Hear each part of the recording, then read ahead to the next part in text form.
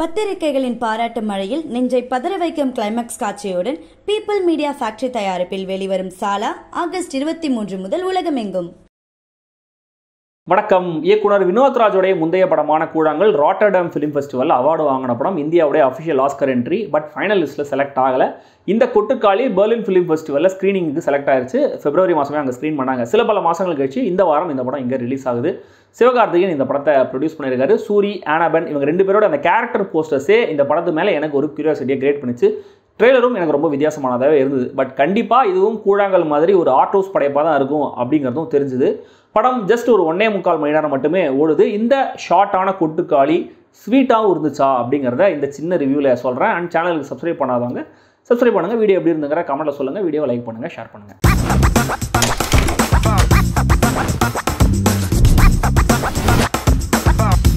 கொட்டுக்காளி மதுரை பக்கம் ஒரு கிராமத்தில் நடக்கிற கதை. சூரியோட முறை பொண்ணு ஆனாபென், இவங்க ரெண்டு பேருக்கும் தான் கல்யாணம்ன்ற மாதிரி ஃபேமிலியை நினச்சிருக்கு. சூரியும் சின்ன வயசுலேருந்து அப்படியே நினச்சிட்டு இருக்காரு. இதெல்லாம் நம்மளுக்கு இம்ப்ளை ஆகிற விஷயங்கள் தான். போகிற போக்கில் ஜஸ்ட் நம்மளுக்கு கன்வே பண்ணுறாங்க. பட் படம் ஆரம்பிச்சதுமே ஆனாபெனுக்கு பேய் பிடிச்சிருக்கு. குலதெய்வம் கோயிலுக்கு போயிட்டு அப்படியே ஒரு சாமியாரை பார்த்துட்டு பேயை ஓட்டிட்டு வந்தால் எல்லாம் சரியாக போயிடும், கல்யாணத்தை முடிச்சிடலாம் அப்படின்னு ஒட்டுமொத்த ஃபேமிலியும் கிளம்புறாங்க. சிலர் ஷேர் ஆட்டோவில் போகிறாங்க, சிலர் பைக்கில் போகிறாங்க. இந்த பயணம் அப்படியே ஆரம்பமாகுது. இந்த பயணத்தில் நடக்கிற விஷயங்கள் என்னென்ன, இவங்க போய் சேர வேண்டிய இடத்துக்கு போய் சேர்ந்தாங்களா இல்லையா, நிஜமாவே ஆனாபெனுக்கு பேய் பிடிச்சிருக்கா இல்லையா, இதெல்லாம் தான் இந்த கொட்டுக்காளி.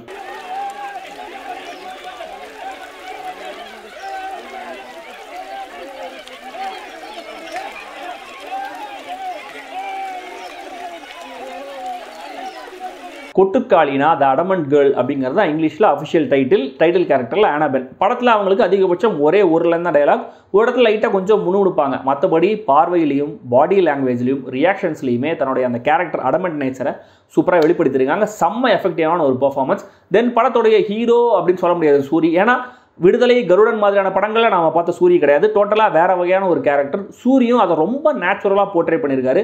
ஆக்சுவலாக அந்த ரெண்டு படங்களோட இந்த படத்தில் சூரி இன்னும் ஆள் பார்க்க செம ஸ்மார்ட்டாக இருக்காரு. சூரியோடைய சிஸ்டர்ஸ் கேரக்டரில் ரெண்டு பேருமே அட்டகாசமாக நடிச்சிருந்தாங்க. டாஸ்மாக் தேடி போகிற அந்த ரெண்டு கேரக்டர்ஸ் நடிச்சிருவங்க கூட ரொம்ப நல்லா நடிச்சிருந்தாங்க. அந்த மொத்த குடும்பத்தில் ஒவ்வொரு கேரக்டருக்கான நடிகர் தருமே கூட பர்ஃபெக்டாக இருந்தது. ஒவ்வொருத்தருமே அவ்வளோ இயல்பாக இருந்தாங்க.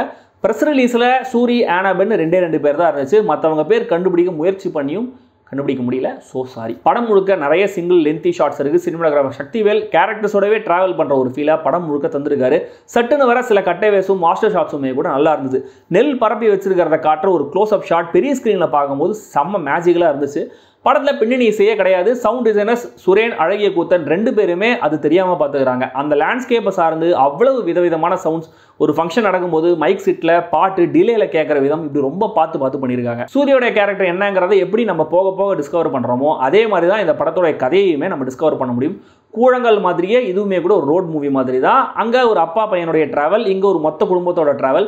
அங்கே அந்த லேண்ட்ஸ்கேப்பை வச்சு அந்த மக்களுடைய வாழ்வியல், அவங்க பிரச்சனைகள் உள்ளிட்ட விஷயங்களை எல்லாம் எப்படி இயக்குனர் கன்வே பண்ணாரோ அதே மாதிரி இங்கே இந்த ட்ராவலில் இன்னும் நம்ம ஊரில் ஒரு பொண்ணை தங்களுடைய ப்ராப்பர்ட்டி மாதிரியே பார்க்குற மைண்ட் செட், மூடநம்பிக்கை, மிசாஜனி, இந்த ரெண்டு விஷயமும் ஒன்றா சேரும்போது அதில் இருக்கிற முரண், அவ்வளோ ரிமோட்டான பகுதியிலும் இருக்கிற பொல்யூஷன், சில விஷயங்களை அழுத்தமாக பதிவு பண்ணியிருக்காரு இயக்குனர் வினோத் ராஜ். இந்த ஆர்ட் ஹவுஸ் பிரசன்டேஷன் நடுவில் வழியில் இவங்க பார்க்குற சில விஷயங்களே இவங்களுடைய சிச்சுவேஷனுக்கு ஒரு வகையில் பொருத்தமாக இருக்கிற விதம், டயலாக்ஸில் சிச்சுவேஷனில் இயல்பாக இருக்கிற ஹியூமர், சுற்றி இருக்கிறவங்களை குத்தம் சொல்லிட்டு வெட்டியாக ஊர் சுற்றுற ரெண்டு கேரக்டர்ஸ், ஆட்டோ ஸ்டார்ட் ஆகிறத வச்சு வர அந்த ரன்னிங் கேக் மாதிரியான ஒரு சின்ன காமெடி, சாமியாருடைய டீட்டெயிலான அந்த ட்ரீட்மெண்ட், அதில் இருக்கிற அன்இன்டென்ஷனல் ஹியூமர்னு கம்பேரிட்டிவ்லி போன படத்தை விட இந்த படத்தில் கொஞ்சம் கூடுதலான கமர்ஷியல் ஈவெண்ட்ஸ் இருக்குதுன்னு சொல்லலாம். அது ரசிக்கும்படியாகவும் இருக்குது. எனக்கு இந்த படத்தோடைய ஹைலைட்டாக ஹை பாயிண்ட்டாக தெரிஞ்சது சரியாக இன்டர்வலுக்கு முன்னாடி வர அந்த அடிதடி சீன் தான். அந்த ஒரு சீனில் கேரக்டர்ஸோடைய உண்மையான நேச்சர் என்ன, இவ்வளோ நேரம் எவ்வளோ கொடூரமான மனுஷன்னா நம்ம பார்த்துட்டு வந்தோம், இருக்கிற கான்ஃப்ளிக்ட் என்னன்னு எல்லாத்தையுமே நம்மளுக்கு புரிய வைக்கிறாரு இயக்குனர். அட்டகாசமான ஒரு எக்ஸிகியூஷன். சரி, சில கமர்ஷியல் எலிமெண்ட்ஸ் இருக்குது.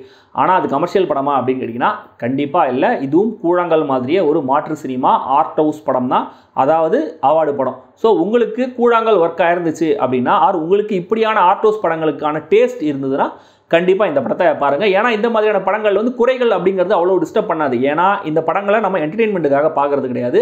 இது ஒரு இயக்குனருடைய பதிவு, ஆடியன்ஸுக்கு அது ஒரு அனுபவம், அவ்வளவே. இந்த படத்தை பொறுத்த வரைக்கும் இந்த குடும்பத்தோட அந்த மக்களுடைய யதார்த்தமான வாழ்க்கையை காட்ட சில தேவையில்லாத ஷார்ட்ஸை வச்சிருந்ததா எனக்கு ஃபீல் ஆச்சு. சில ஷார்ட்ஸ் தேவையில்லாத நீளத்திலையும் இருந்துச்சு. அண்ட் மெட்டாஃபர்ஸ் வசனங்கள் சில இடங்களில் சட்டிலாகவும் சில இடங்களில் ரொம்ப ஆப்வியஸாக இருந்தது. அது கொஞ்சம் எனக்கு உறுத்திட்டே தான் இருந்துச்சு. மொத்தத்தில் இந்த கொட்டுக்காளி வினோத் ராஜ்ங்கிற ஒரு உள்ளூர் இன்டர்நேஷனல் இயக்குனர் எடுத்திருக்கிற மற்றும் ஒரு படைப்பு. ஆல்ரெடி சொன்னது தான், அவருடைய முந்தைய படமான கூழாங்கல் பிடிச்சிருந்ததுன்னு சொல்கிறவங்க கண்டிப்பாக பாருங்கள். சிவகார்த்திகேயன் ப்ரொடக்ஷன், சூரி ஹீரோ, கிராமத்து கதை, செம்ம ஆக்ஷனாக இருக்க போகுது அப்படின்லாம் எதிர்பார்த்து போய் அப்புறம் படத்தை திட்டிட்டு வரக்கூடாது. ஓகே. அண்ட் படத்துடைய இன்டென்ஸான சில காட்சிகளுக்காக இது 14 வயசு கீழே இருக்கிறவங்களுக்கான படம் இல்லை, அது மைண்டில் இருக்கட்டும்.